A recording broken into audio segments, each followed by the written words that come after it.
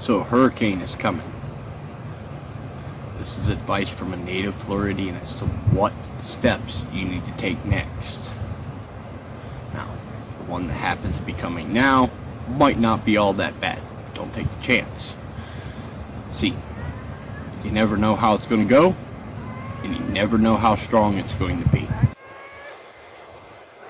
First thing you need to do is you need to go fill up your car, truck, whatever you're driving.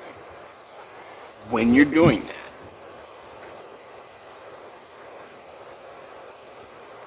take an extra can with you, or two. You need to do this several days in advance, because otherwise you're not going to get fuel.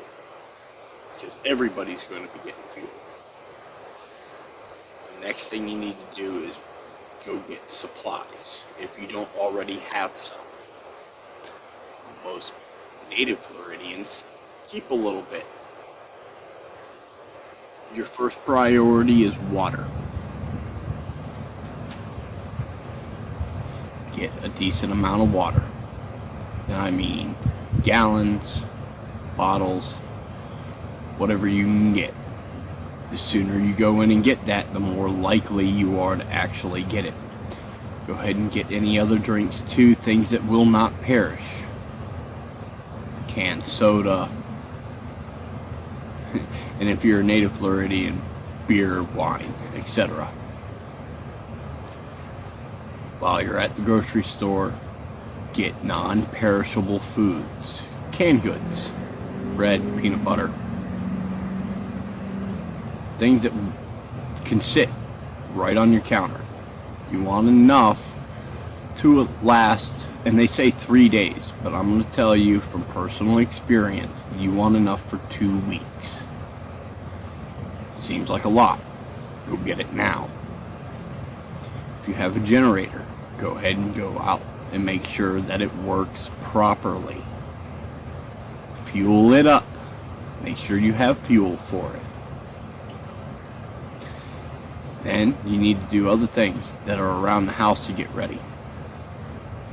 Clean up trash and debris.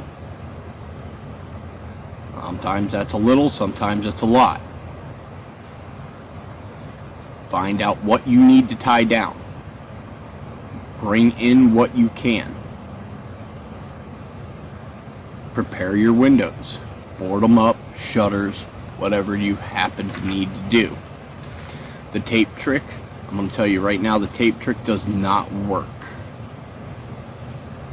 It's a horrible idea, and I've seen firsthand that just putting an X of tape on your window does absolutely nothing. Board up if you can. Not joking. Next thing you need to do, you need to turn on the news, and you need to catch the news cycle. Don't worry about anything else going on the news. Catch that news cycle. This will allow you to make decisions as to whether or not you need to leave. As you're out collecting the things that you need, stop and keep your tank topped off. Eventually, there's not going to be any water, there's not going to be any fuel. They start evacuating. Take it serious. You might not need to evacuate. But if you're in a low-lying area, or if you're in a mobile home, or an old wood frame home, be aware that you might need to leave. And the further inland you can go, the better. For me, it's almost always run to Orlando and hide. For other people, it might be something else. No alternative routes for evacuating. When they start to do evacuations, everybody's going to jump on the major highways. For me, that's I-95, 528, 520. Know the alternative routes that aren't the big major highways. Those are probably going to be your best bet for getting out of the area. The last thing you want is to get caught stuck on the highway when the storm comes through. It happens. If there are large bridges, like if you are in an intercoastal area and you've got to go over a bridge or a causeway, leave early. They shut the bridges down when winds hit 45 miles an hour. You need to be out of there. If you're planning on hunkering down where you're at, know your alternative routes to get out of the area. Park your vehicle in a way where you and your family can get to it and get out. Be aware that there might be flooding. Stay out of the floodwaters.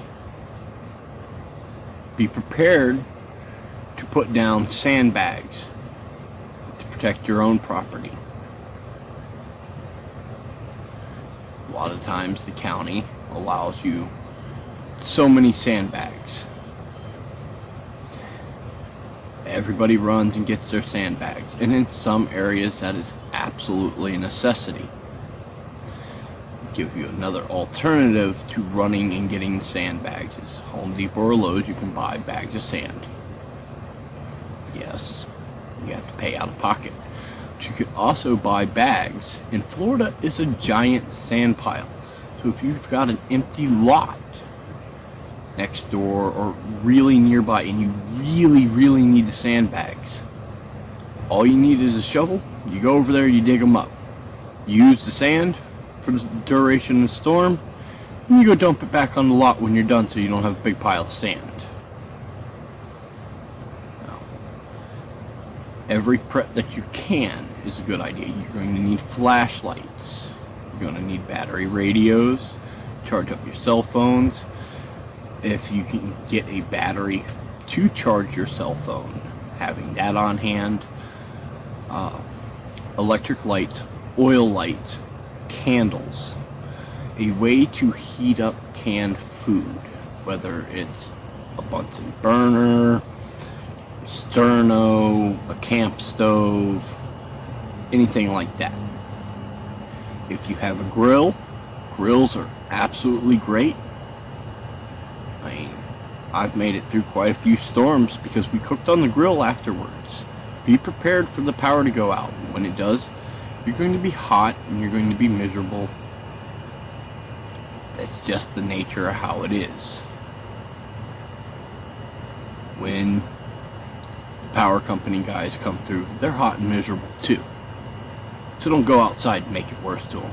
If you can, bring them a drink. They would appreciate it. Those boys work hard. I've had quite a few friends that were linemen, and it's not good to go outside and harass them. Do be aware that there will be down lines. Stay out of the floodwaters because of down lines. Stay away from them. Stay out of the floodwaters because septic and sewer rises up in it. Basically, stay out of that. Don't be one of those people that hop in your car and decide to ride around in the 1 or 2 feet of water in your truck so that you can see what's going on. Went through this with a particular tropical storm about, I'd say 15, 16 years ago. That storm dropped 2 feet of water in 24 hours. And every person that had a jacked up truck was driving around, and the wake, like from a boat, well, they were producing wake with their trucks, and that wake was going right up into people's houses where they wouldn't have had any flood damage except for these people that were riding around like morons.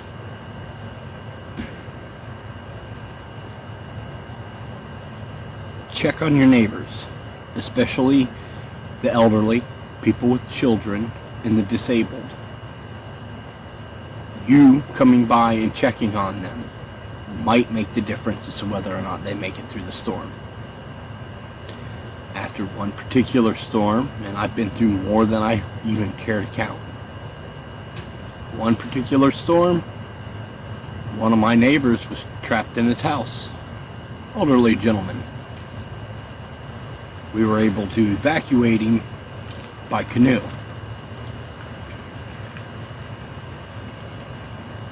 Think about things like that. That elderly gentleman had no power.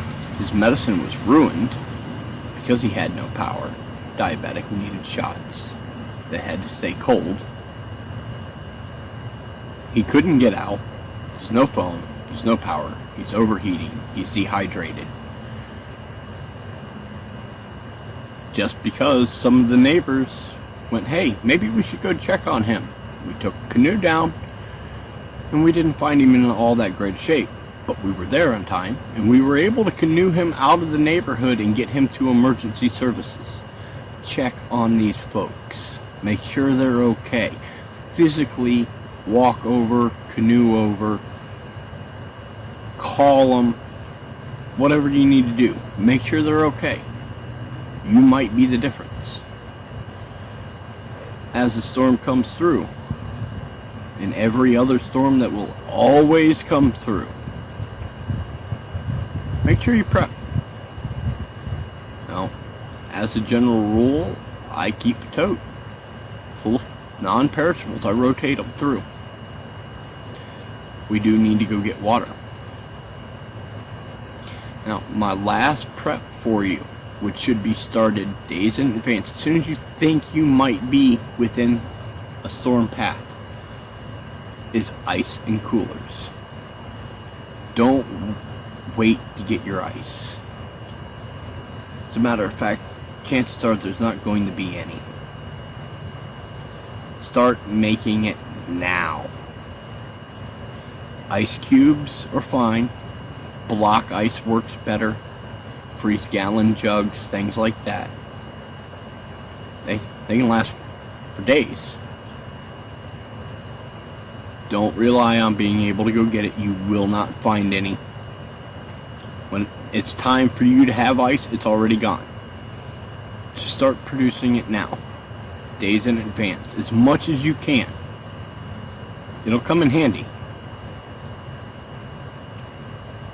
Maybe you'll be able to keep somebody's medicine cool. Maybe it's just keeping your drinks cool so that you have a cold drink when the power goes out. Or milk. Or any number of things that you might need ice for. Get your coolers ready. Get them clean. Get them in the kitchen. It's another thing that you need to do while you're inside.